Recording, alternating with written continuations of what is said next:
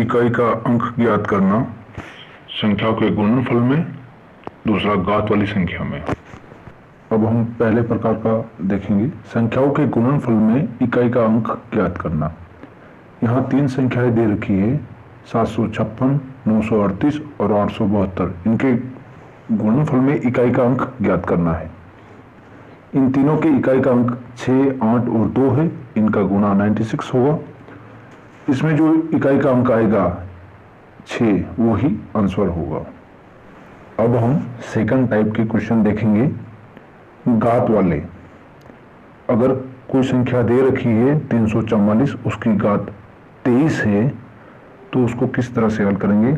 इसमें दो टाइप के क्वेश्चन होते हैं। अगर इकाई का अंक 0, 1, 5 या 6 हो तो 0 का हमेशा 0, 1 का 1, 5 का 5 और 6 का 6 ही होगा। उसका आंसर ही इकाई का अंक उतना ही होगा।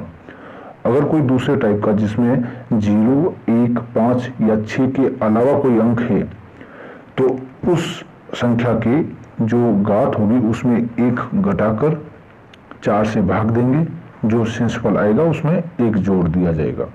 मतलब उसकी घात में से 1 घटाकर 4 भाजक जो शेषफल आएगा उसमें 1 जोड़ दिया जाएगा। अब हम इस संख्या को हल करेंगे। चूंकि हमारा जो दिया हुआ प्रश्न है 344, इसका इकाई का अंक 4 है। अगर यहाँ पे 0, 1, 5, 6 होता तो उसका डायरेक्ट मान 0, 1, 5 या 6 में से कोई होता, लेकिन यहाँ पे 4 दे रखा है तो इसको हम हल करेंगे। अब इस संख्या की घात 23 में से 1 घटाएंगे, 22 हमें मिलेगा। 22 में 4 का भाग देने पर 2 शेष रहेगा। 2 में 1 जोड़ दिया जाएगा। अब दी गई संख्या में से इकाई का अंक लेंगे। 344 का इकाई का अंक 4 है।